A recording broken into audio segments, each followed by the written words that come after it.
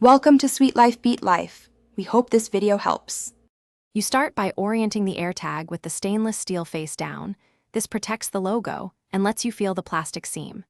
Use a thin pry tool or your fingernails at the seam, applying steady, even pressure while twisting gently.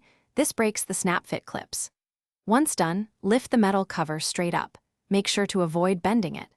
You're separating components now so you can safely access the battery, and to prevent damage you proceed slowly and deliberately. You now see the CR2032 battery and internal assembly. Press slightly and rotate the battery counterclockwise to free it. Once removed, inspect the gasket and contacts for dirt or corrosion because these cause failures. Clean with isopropyl swab if needed. If you're replacing the battery, insert a new CR2032 with the plus side up and ensure it seats flush. Then confirm the speaker and contact springs are aligned so the cover will reseal correctly and the AirTag will function reliably. You finish by aligning the stainless cover tabs to the plastic housing.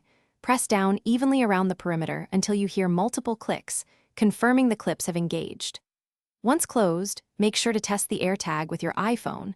Play a sound or view battery status in Find My to confirm it's powered and paired.